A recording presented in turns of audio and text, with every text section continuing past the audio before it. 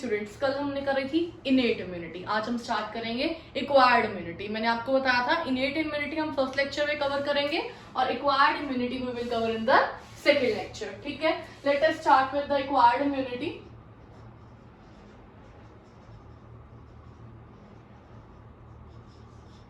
Acquired immunity उस दिन भी हमने बात करी थी जो हमें लाइफ टाइम एक्वायर करनी होती है। द नेम क्लियर, जो हमें लाइफ टाइम क्या करनी होती है, एक्वायर करनी होती है। और इनेट इम्यूनिटी क्या थी, जो हमें फ्रॉम द बर्थ मिली होती है। इनेट इम्यूनिटी में हम क्या बोलेंगे, जो हम लाइफ टाइम एक्वायर करते हैं वो इम्यूनिटी कौन सी इम्यूनिटी होती है, एक्वायर इम्यूनिटी होती है। और जो हम जनरेशन टू जनरेशन पास कर सकते हैं वो भी इम्यूनिटी क्या होती है, एक्वायर्ड इम्यूनिटी होती है। जनरेशन टू जनरेशन पास करेंगे, that means it is inheritable immunity. Got my point? ठीक है, let us read the definition. The resistance that an individual acquires during its lifetime. मैंने क्या बताया, जो एक इंडिविजुअल एक्वायर करता है कैसे, ड्यूरिंग इट्स लाइफटाइम। और producing antibodies, very important point to note, जो हम लाइफ टाइम एक्वायर करते हैं और एक्वायर्ड इम्यूनिटी में क्या स्टार वर्ड है कि इसमें क्या प्रोड्यूस होती हैं, एंटीबायोटिक्स प्रोड्यूस होती हैं, दैट इज एंटीबॉडीज। एंटीबायोटिक्स जो हम बाजार से लेते हैं क्या बनाते हैं हमारी बॉडी में, एंटीबॉडीज। एंटीबॉडीज क्या होती हैं, हमारी सेल्फ आर्मी, जो हमारी आर्मी किससे लड़ेगी, बाहर के फॉरेन पार्टिकल के साथ लड़ेगी, उनकी आर्मी के साथ लड़ेगी। Producing antibodies and cells. Cells कौन से हैं जो इम्यूनिटी प्रोवाइड करते हैं, बी सेल्स और T cells. B cells or T cells are the lymphocyte cells. B lymphocytes and T lymphocytes. What are lymphocytes? Lymphocytes are the types of WBCs. And you all know what are WBCs? WBCs provide us immunity, defense mechanism. WBCs हमें क्या provide करते हैं, defence mechanism provide करते हैं। ठीक, WBCs की shape amoeboid shape होती है, ठीक है, फैगोसाइटोसिस करने में ये हेल्प करते हैं। बी सेल्स और T sales against the specific micro organism, किसी भी स्पेसिफिक माइक्रो ऑर्गेनिज्म के अगेंस्ट कौन लड़ेंगे, बी सेल्स और टी सेल्स। ये क्या प्रोवाइड करेंगे, एंटीबॉडीज। ठीक, डेफिनेशन हो गई। Next very important point, it has 4 features. जो एक अच्छी एंटीबॉडी है उसके 4 फीचर्स होने चाहिए। कौन कौन से, first feature is specificity, second feature is diversity and third feature is memory, fourth feature is self और नॉन सेल्फ रिकॉग्निशन। ठीक, फर्स्ट फीचर जो है हमारे पास वो हमें क्या बताता है, स्पेसिफिसिटी। स्पेसिफिसिटी का क्या मतलब है, स्पेसिफिसिटी हमें कहती है कि हर एक एंटीजन जो है वो अपने आप में क्या होएगा, स्पेसिफिक होएगा। हर एक एंटीजन जो है हमें क्या करेगा, डिस्टिंग्विशेबल करेगा, कि जो हमें लाइक हम कह सकते हैं कि एक एंटीजन है सैल्मोनेला टाइफाइड का, दैट मींस हमें टाइफाइड करा रहा है, और एक एंटीजन है हमारे पास स्ट्रेप्टोकोकस निमोनिया का, दैट मींस हमें क्या करवा रहा है, निमोनिया कॉज करवा रहा है। ठीक, और दोनों ही एंटीजन्स अलग होंगे, डिस्टिंग्विश होंगे एक दूसरे से, तभी उनके अगेंस्ट हमारी बॉडी क्या बनाएगी, अलग अलग एंटीबॉडीज बनाएंगी। ठीक, the feature of the immune system provide ability to distinguish between different antigen और foreign particle. इम्यून सिस्टम का फीचर है कि हमें क्या बताता है, अलग अलग जो एंटीजन्स हैं उनके बारे में फर्क बताता है। Next is diversity. डाइवर्सिटी हमें क्या बताती है, डाइवर्सिटी का मतलब है कि हमारा जो इम्यून सिस्टम है, हमारे जो फॉरेन पार्टिकल्स हैं, हमारे जो एंटीजन्स हैं वो बहुत ही डाइवर्स है। डाइवर्स का क्या मतलब, विशाल, बहुत ही billions of antigens are there. और हमारी बॉडी क्या करती है, बोलती है कि यहाँ पे हमारे पास बहुत सारे एंटीबॉडीज हैं। कोई हमारी बॉडी ये नहीं बोलेगी कि सैल्मोनेला टाइफाइड आ गया यार, इसे तो मैं जानता नहीं, मैं इसके बारे में कोई एंटीबॉडीज नहीं बनाऊंगा। हर एक एंटीजन के बारे में उसके पास बहुत सारे क्या है? एंटीबॉडीज हैं। Billions of trillions of antibodies are there. The immune system is capable of generating tremendous diversity in its recognition molecules. जब हमारी बॉडी में कोई फॉरेन पार्टिकल आता है तो हमारी बॉडी उसके साथ क्या करती है? जान पहचान करती है। ठीक, जान पहचान करने के समय ये वो नहीं बोल सकता कि नहीं नहीं मेरे को नहीं पता ये कौन है।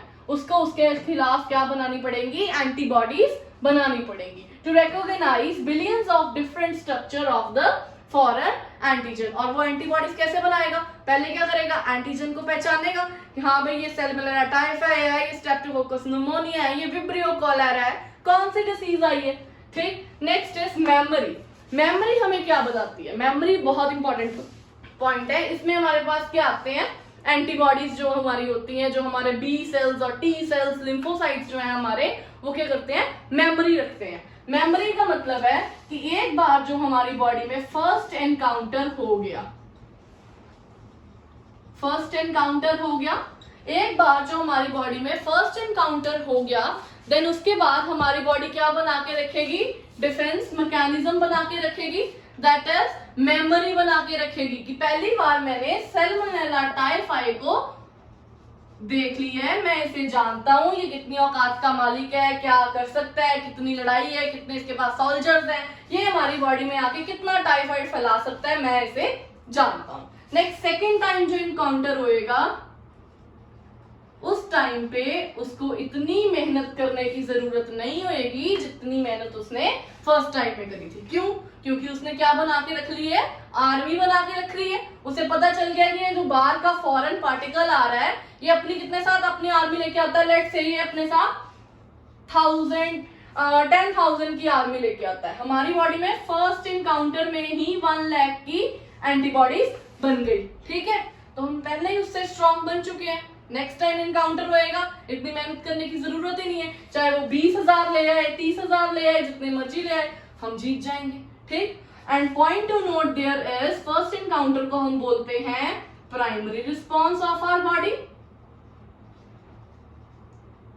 और सेकेंड को बोलते हैं secondary response of our body. जब पहली बार कोई एंटीजन आया तो उसे हमारी बॉडी क्या देती है? प्राइमरी रिस्पॉन्स देती है। जो सेकेंड बार सेम एंटीजन आए तो उसे हमारी बॉडी क्या देती है? सेकेंडरी रिस्पॉन्स देती है। सेकेंडरी रिस्पॉन्स और प्राइमरी रिस्पॉन्स का भी आपके पास डिफरेंस आएगा नेक्स्ट लेक्चर में। उसमें आप क्या लिख सकते हो कि प्राइमरी रिस्पॉन्स में ज्यादा मेहनत लगती है, प्राइमरी रिस्पॉन्स पे उसको भी एंटीजन बनाने होते हैं, सेकेंडरी रिस्पॉन्स में वो बना चुका होता है। ठीक, ये सब। देन उसके बाद सेल्फ और नॉन सेल्फ रिकॉग्निशन। सेल्फ और नॉन सेल्फ रिकॉग्निशन हमें क्या बताती है? अगर हमारी बॉडी अपने ही सेल्फ के खिलाफ एंटीबॉडीज बना दे। ठीक, आपको पता है ना किसके सामने एंटीबॉडीज बननी होती है? फॉरेन चीजों के सामने एंटीबॉडीज बननी होती है। अगर बाई चांस ऐसा हो कि वो अपनी ही बॉडी के सेल्स को सेल्फ समझना शुरू हो जाए, ठीक, अपनी ही बॉडी के सेल को नॉन सेल्फ समझना शुरू हो जाए, तो वो क्या करेगा? एंटीबॉडीज बनाएगा। एंटीबॉडीज का मतलब हमें सिम्टम्स आएंगे। ठीक, अपने ही सेल्स को वो नॉन सेल्फ समझ के एंटीबॉडीज बना रहा है और हमें क्या कर रहा है? बीमार कर रहा है। तो ये उसका होना फीचर जो है वो बहुत ही जरूरी है कि ये ना हो कि वो अपने ही सेल्स को क्या समझे? नॉन सेल्फ समझे और एंटीबॉडीज बनानी शुरू कर दे। इसमें डिसीजेस भी आती हैं आपके पास, उसमें डिसीजेस आती हैं, ऑटोइम्यून डिसऑर्डर्स होते हैं, रूमेटाइड्स, ग्रेव्स डिसीज, ये सारी डिसीजेस जो है ऑटो इम्यून डिसऑर्डर्स हैं। नेक्स्ट हमने बात करी थी पिछली बार ही कि एक्वायर्ड इम्यूनिटी जो है हमारे पास 2 तरह की होती है,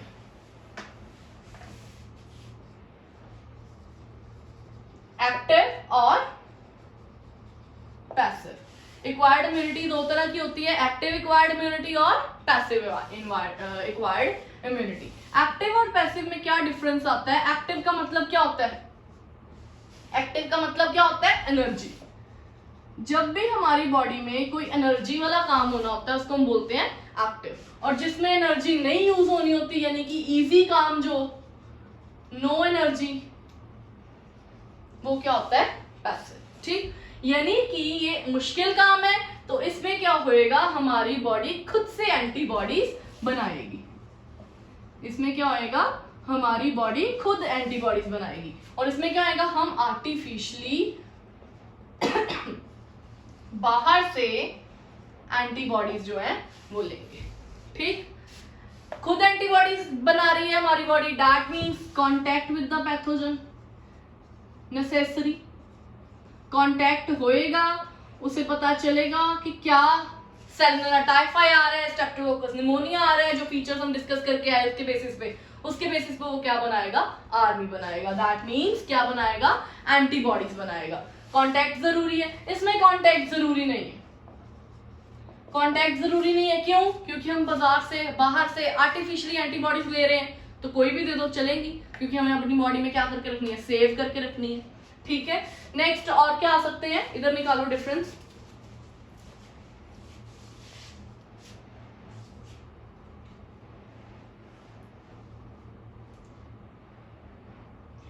It is produced due to the contact with the pathogen or its antigen। मैंने क्या बताया, इसमें क्या जरूरी है, कॉन्टैक्ट जरूरी है, और इसमें it is produced due to obtaining antibodies from outside। कहां से लेनी है, आर्टिफिशियली लेनी है, दैट मीन्स बाहर से लेनी है। आर्टिफिशियली कहां से हो सकती है, फ्रॉम द मदर्स मिल्क और फ्रॉम एंटी सीरम इंजेक्शन, जो हम बाहर से इंजेक्शन वगैरह लेते हैं एंटीबॉडीज के, वैक्सीन आ सकती हैं इसमें, ठीक। स्पेशली इसमें जो आपकी एनसीईआरटी बात करती है वो बात करती है मदर्स मिल्क की। मदर्स मिल्क में जो सबसे ज्यादा एंटीबॉडी पाई जाती है वो कौन सी होती है, IgA। IG जो है वो शॉर्ट फॉर्म है किसकी, इम्यूनोग्लोब्युलिन की। इम्यूनोग्लोब्युलिन दूसरा नाम है किसका, एंटीबॉडी का, और इसकी ही शॉर्ट फॉर्म है IG, समझे। और A word is for alpha, A word is for alpha. Next हम करेंगे, इसकी क्लासेस होती हैं, there are 5 classes, A D E ऐसे और भी होती है, G, बहुत सारी ऐसी क्लासेस होती हैं, 5 क्लासेस आर देयर। सबकी फुल फॉर्म्स जो है वो M होती है, एक म्यू, मैथ्स के जो आपके सिंबल्स आते हैं, अल्फा, D से डेल्टा, E से एप्सिलॉन, G से गामा, M से म्यू, ये सारी आपकी 5 क्लासेस होती हैं एंटीबॉडीज की, और इसमें से A क्लास जो है वो सबसे ज्यादा पाई जाती है मदर्स मिल्क में, और specially first initial days of the lactation. First initial days of the lactation is called as colostrum. सबसे ज्यादा IgA जो पाई जाती है वो पाई जाती है क्लोस्ट्रम में। What is colostrum, initial days of lactation, जिसको हम हिंदी में शायद बॉली बोलते हैं। और next, it lasts for sufficiently long period, may be lifelong because it involves memory cells in the body। इसमें क्या रहेगी, हमारी बॉडी ने खुद बनाए हैं, तो ऑब्वियसली इसमें क्या रहेंगे, थर्ड पॉइंट इज इसमें मेमोरी सेल्स रहेंगे, और दूसरी साइड मेमोरी सेल्स नहीं रहेंगे, क्योंकि हमने क्या ली है, मदर्स मिल्क से ली है, कोई इंजेक्शन से ली है, बाहर से एंटीबॉडीज ली है, दैट मीन्स मेमोरी नहीं रहेगी। नेक्स्ट पॉइंट किसके बारे में बात करता है, it last for the few days, that is it is short term. वो फ्यू डेज के लिए रहती है, दैट मीन्स ये क्या है, शॉर्ट टर्म है। देन उसके बाद immunity, because the antibodies are given from the outside, not made by an individual, ये इंडिविजुअल ने खुद नहीं बनाई। इसके बहुत कम साइड इफेक्ट्स होंगे, क्यों, क्योंकि हमारी बॉडी ने खुद बनाई है, और इसके साइड इफेक्ट्स हो सकते हैं, कुछ इंजेक्शंस, कुछ एंटीबायोटिक्स हमें सूट नहीं करती हैं, उसका क्या आ जाता है, रिएक्शन आ जाता है। Antibodies are produced by the body in response to the pathogen or antigen। ये सेम वही है, फर्स्ट पॉइंट रिपीट हुई है। Antibodies are obtained from the outside, ये भी रिपीट है। It is not inheritable, obviously ये हमने खुद बनाई है, तो इट इज नॉट इनहेरिटेबल, और ये भी इनहेरिटेबल नहीं है, क्योंकि हम बात किसके बारे में कर रहे हैं, एक्वायर्ड के बारे में, लेकिन इसमें जिक्र हुआ किसका, मदर्स मिल्क का, और मदर मिल्क कहां से आया, from the generation, from the previous generation, तो इसलिए इसमें वर्ड यूज करते हैं मे or may not. It may or may not be inherited just because of mother's milk, ये बात जो है वो करी गई है। नेक्स्ट एक पैराग्राफ है आपके पास पैसिव इम्यूनिटी का, नेक्स्ट नीचे करो। पैसिव इम्यूनिटी में आपको मैंने जो डिफरेंस में बता दिया एक्टिव और पैसिव, उसी में से ही आप शॉर्ट टर्म जो नोट है वो भी बना सकते हो, लेकिन एक स्पेशली मैंने पैसिव इम्यूनिटी का अलग से पैराग्राफ बना के रखा है। ये कुछ एनसीईआरटी के इंपॉर्टेंट पॉइंट्स हैं जो डिफरेंस से हटके हैं, ये भी आपको करने पड़ेंगे। कुछ मैंने डिस्कस कर दिया इसके बारे में, क्लोस्ट्रम के बारे में बात करी गई है, मदर्स मिल्क के बारे में बात करी गई है। क्लोस्ट्रम जो है वो IgA रिच होता है। और क्लोस्ट्रम कौन होता है? इनिशियल डेज ऑफ लैक्टेशन, सबसे जो फर्स्ट डेज ऑफ लैक्टेशन होते हैं उसको क्या बोलते हैं हम इंग्लिश में? Colostrum. It is the resistance passively transfer from the outside. Obviously passive है तो कहां से आएगी? From the outside. हमारी बॉडी कोई काम नहीं करेगी भाई, क्योंकि ये एनर्जी यूज नहीं करती, एनर्जी यूज नहीं करती, बाहर से लेनी है तो किसी से आउटसाइड ले लेंगे। कहां से लेंगे? From the human mother's milk during initial days of lactation. कब लेंगे? During the initial days of lactation. उसे हम क्या बोलते हैं? क्लोस्ट्रम, which is also rich in IgA antibodies। इसमें क्लोस्ट्रम में बहुत सारी क्या होती हैं? IgA antibodies. एंड अब आपको IgA की फुल फॉर्म भी पता चल गई है। कोई पूछे IgA क्या है? IgA एक एंटीबॉडी ही है। IG की फुल फॉर्म इम्यूनोग्लोबुलिन और A की alpha. There are 5 types of classes, वो हम आगे डिस्कस करेंगे। Okay, we are done with the acquired immunity. Next in the next lecture we will discuss about mechanism of the immune system. बहुत important lecture है, NCERT based रहेगा सारा lecture. Okay, thank you.